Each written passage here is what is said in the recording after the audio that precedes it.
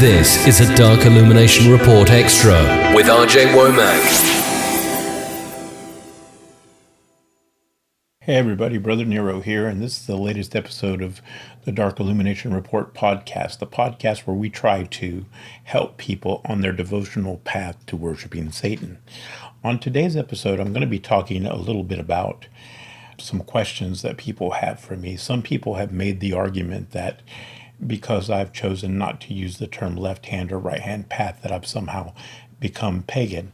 Well, first of all, if you've listened to this show for any length of time, you know that I've always said that my particular practice, my particular approach to Satanism has always been more pagan than it is contemporary Satanism. And I've always said that I consider my particular approach to Satanism more pagan in nature.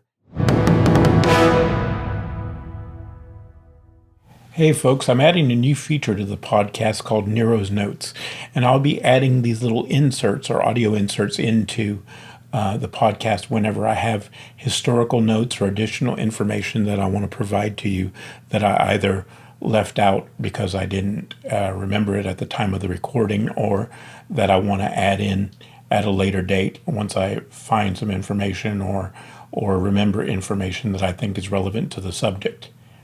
So on today's note, the first thing I want to say is that I need to let you guys know that I was involved with a group for about 17 years. And in that group, we had a lot of different traditions and a lot of different practices that have their origins in paganism. And as I've said, for a long time, I did not come to Satanism the way that many people came to Satanism. I came to Satanism because I had experiences that convinced me that Satan existed. And then I received a book from my aunt, which was Mastering Witchcraft by Paul Hewson. That was the first book I ever owned. I didn't own the Satanic Bible until I was about 15 years old.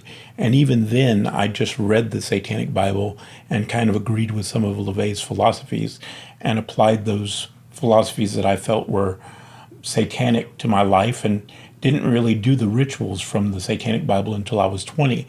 Up until that time, all the rituals I had done were of my own creation. So I was not influenced by the Satanic Bible in the way that many people were, and that's very important to make note of.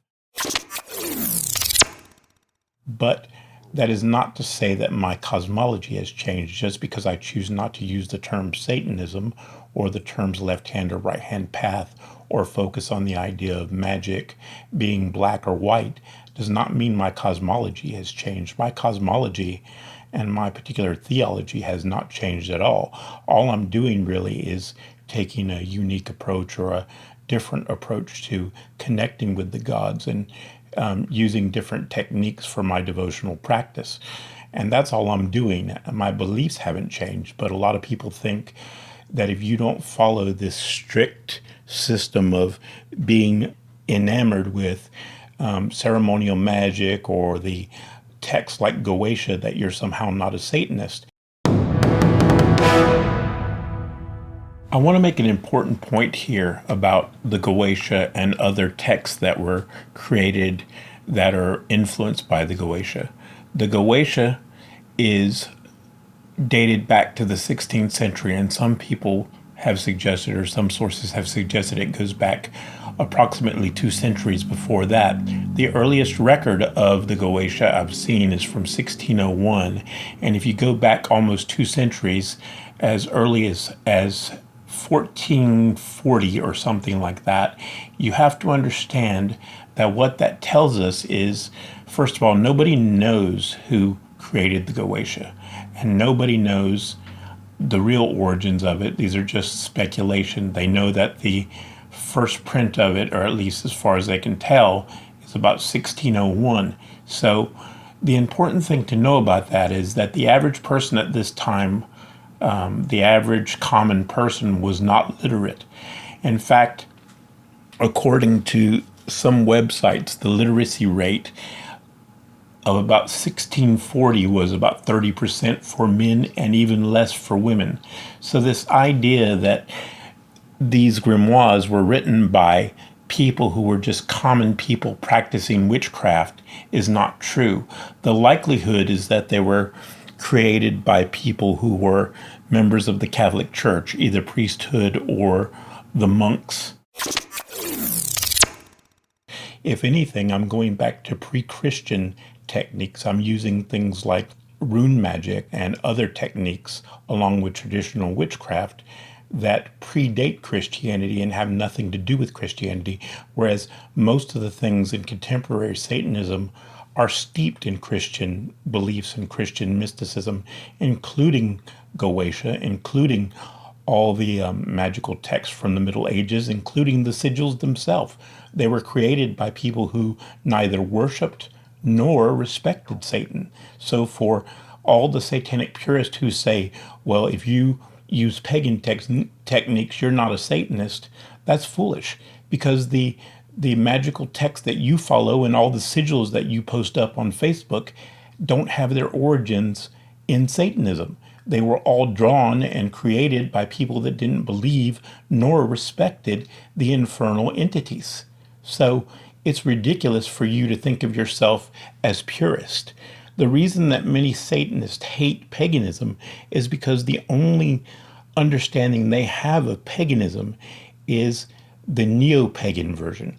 They don't really understand, or many of them don't understand, the true nature of pagan beliefs. And what I'm trying to do is divorce myself from this monotheistic dualism that we've come to embrace in all of our religions due to the influence of Judeo-Christian religion. I'm trying to divorce myself from that. I'm trying to free myself from that because I understand that magic and mysticism in and of itself has no morals. The morals, basically the intention of the ritual determines whether something is light or dark. And as far as Satan goes, I consider him the Lord of Darkness. I consider him a god of nature, a god of wisdom, a god of the material world. As I've always said, you have to put one foot in the material world and one foot in the spirit world, and you have to keep that balance. To me, that is the true way to worship Satan. If you go too far in either direction, you're out of balance, and Satan, to me, is a god of balance. The only thing that I'm changing as far as Satan goes and the demons go is I'm tired of the cartoonish nature of Satanism, the childlike nature of Satanism, where everybody acts like it's Halloween 24 hours a day, and it's almost like the Satanism that people practice, the images that they use, the way they approach the worship of Satan it's like a horror movie, and it's just a gimmick, it's just a show, it's theater. It's not even based on true devotion or any kind of real investigation of the spiritual.